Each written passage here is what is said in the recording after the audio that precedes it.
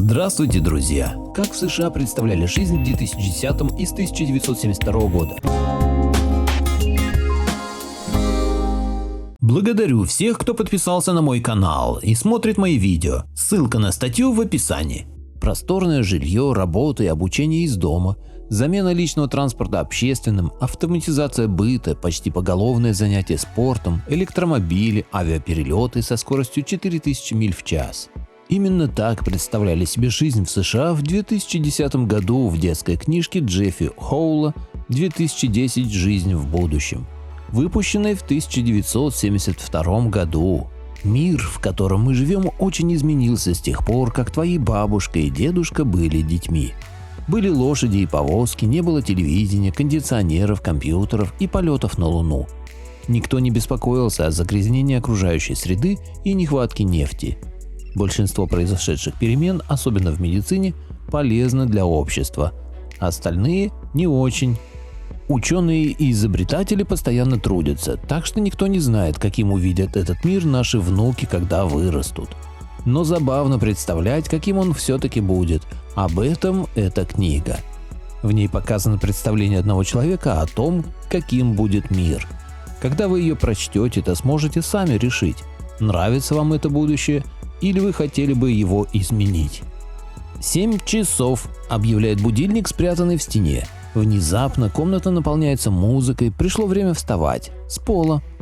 В 2010 году вы не спите в кровати, не существует ни кровати, ни столов, ни стульев. Пол используется для того, чтобы спать на нем, сидеть на нем и ходить по нему. Он мягкий, когда вам нужно сесть или лечь, но становится жестким, когда вы используете его как стол. Ваш дом тщательно спланирован. Ни одна семья не живет в квартире или доме, который был бы слишком мал или велик для нее. Каждая комната имеет несколько назначений. Спальня используется и как офис, кухня как гостиная. В 2010-м все пространство используется рационально. На Земле так много людей, что каждый сантиметр используется экономно. Ванной больше нет, есть только душ, ведь его так легко использовать для наведения чистоты. Нет больше кранов с горячей и холодной водой, мыла, которое выпадало бы из рук, и полотенец. Вы просто выставляете нужную температуру воды и заходите внутрь. Вода идет из маленьких отверстий в потолке, сначала с пеной, а потом чистая. Затем из стен поступает теплый воздух, который помогает вам быстрее обсохнуть. И вот вы уже готовы к тому, чтобы одеться. Пока вы обходите дом, чувствуете, как температура внутри абсолютно комфортная. В этом заслуга бойлера, который не только поддерживает нужную температуру, но и очищает воздух. Каждый час воздух со всего дома поступает в этот бойлер, где пропускается через специальный фильтр, удерживающий пыль и грязь. После фильтра воздух поступает в увлажнитель. Это помогает поддерживать в доме оптимальный уровень влажности воздуха. Дальше воздух нагревается и поступает обратно в дом. В 2010 году все будут носить одежду и обувь из специального дышащего материала, который практически не ощущается на теле. Эта одежда и обувь выпускается в тысячах различных цветов. Наконец вы готовы к тому, чтобы пойти на кухню и позавтракать. На стене кухни расположен кухонный набор, включающий в себя небольшие печки, холодильники и морозильники. Приготовление пищи происходит автоматически. Это контролируется встроенным компьютером, имеющим специальную панель управления.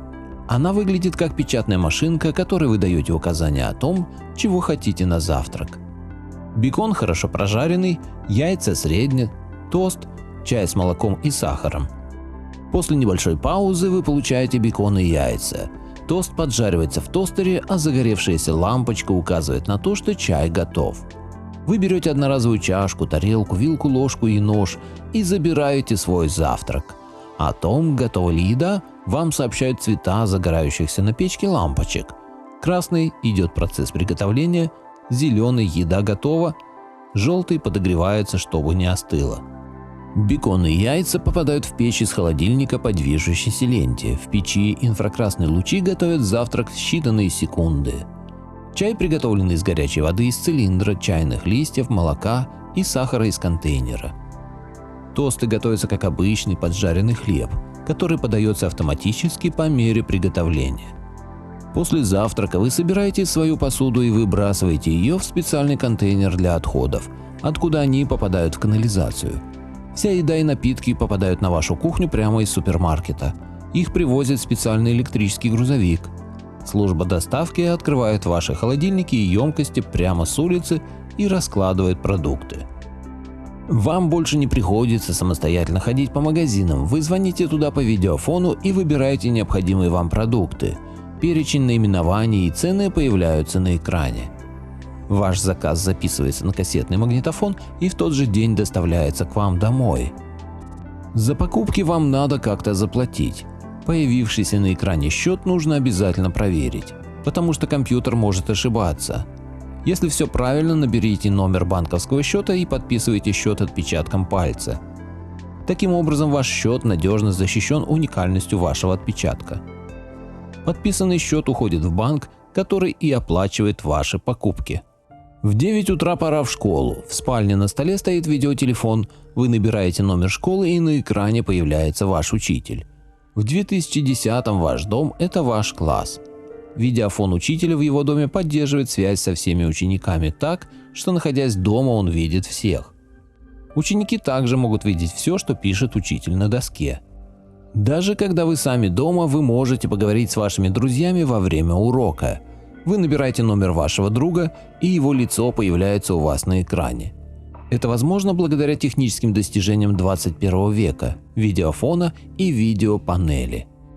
Видеофон представляет собой телефон, по которому вы сможете говорить с другим человеком, одновременно видя его на экране.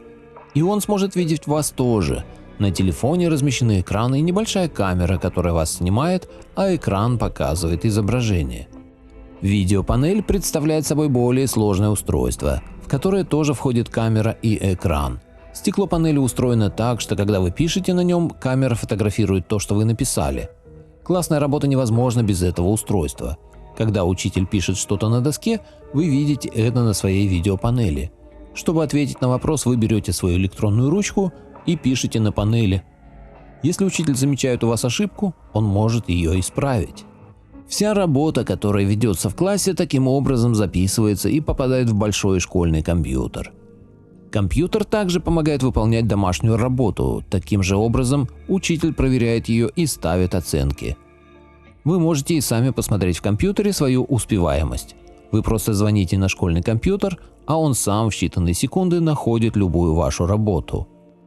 Для того, чтобы найти то, что вы ищете, воспользуйтесь двумя клавишами на панели. Одна двигает текст вперед, другая назад. Пока в одной комнате у вас идут школьные занятия, ваши родители вполне могут работать в другой комнате.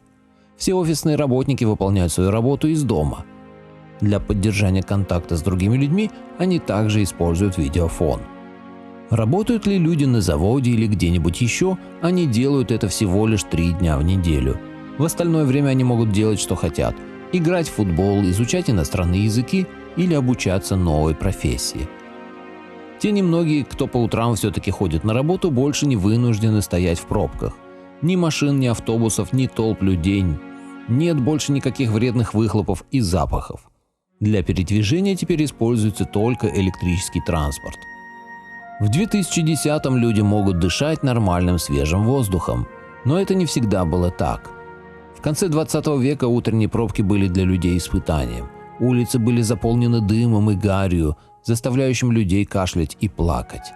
Причина была в том, что слишком большое количество людей пытались заполнить собой маленькое пространство. Ваши занятия заканчиваются каждый день в час дня. Потом приходит время встретиться с друзьями в спортивном и досуговом центре, куда вы можете добраться на электрической машине или автобусе. Автобусы ходят круглосуточно и никогда не опаздывают.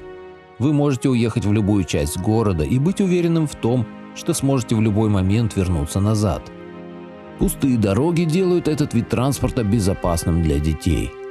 Проезд на всех видов городского транспорта бесплатный. Вы платите только за поездки из города в город. Автобус останавливается около группы высоких зданий, окруженных газонами. Они огромные. Для того, чтобы все обойти, нужна неделя. На этих площадках играют в различные спортивные игры – футбол, теннис, баскетбол. Вы можете посмотреть профессиональные матчи или поиграть с друзьями сами. Предусмотрены также места для рыбной ловли, конных и пеших прогулок. Внутри центра расположены большие залы, стадионы и бассейны. Главный стадион вмещает в себя 500 тысяч человек, а бассейн на 4000 посетителей одновременно. Внутри принято снимать обувь. Весь центр заполнен эскалаторами, треволаторами и целыми движущимися этажами. Это очень помогает запомнить дорогу. Помещения на этажах, расположенных выше, предназначены для хобби. Здесь люди мастерят поделки, строят модели аэропланов, рисуют и играют на музыкальных инструментах. Для помощи всегда рядом находятся преподаватели. Очень популярна библиотека, но в ней нет книг, только лавки и столы. Встроенные в эти столы сотни видеофонов демонстрируют вам из главного компьютера любые книги и фильмы. Сначала вы набираете номер библиотеки и открываете файл, в котором находятся все написанные когда-либо книги на всех языках. Здесь все они уже переведены на английский, у газет и фильмов тоже есть свои номера. Вы могли бы провести целый день за просмотром кодексов, но вряд ли это очень удачная идея. Чтобы прочитать нужную книжку, надо набрать ее номер. На экране появляется первая страница. С помощью кнопок вы можете листать книгу вперед и назад. Если вы не успели дочитать книгу, можете закончить и дома, также набрав номер. В библиотеке вы также можете посмотреть фильмы о путешествиях, чтобы выбрать, куда поехать на летние каникулы. Австралия?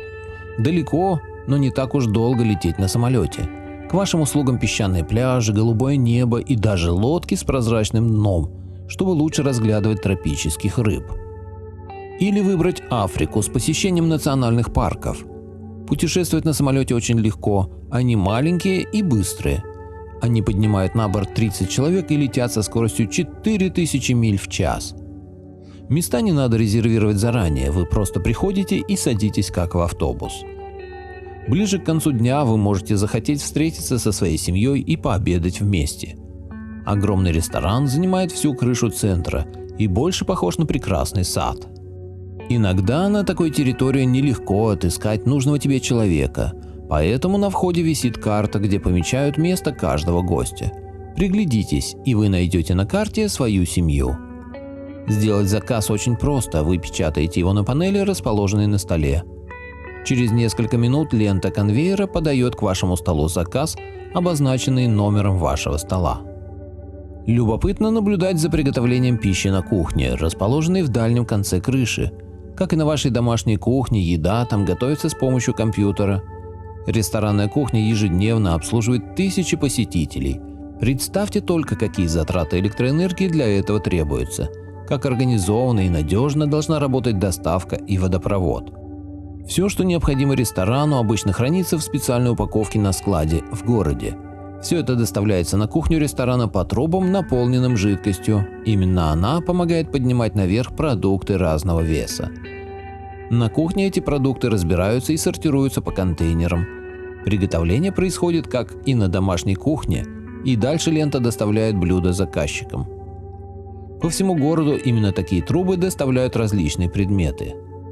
Даже новые электромобили доставляют покупателю из магазина в таком же виде, упакованными и по трубе с жидкостью.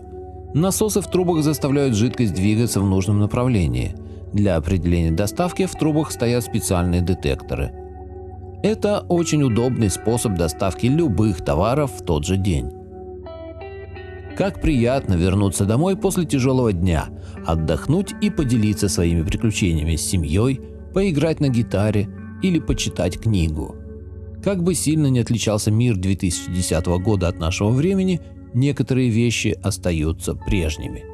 Вот так в США представляли жизнь в 2010 и с 1972 года.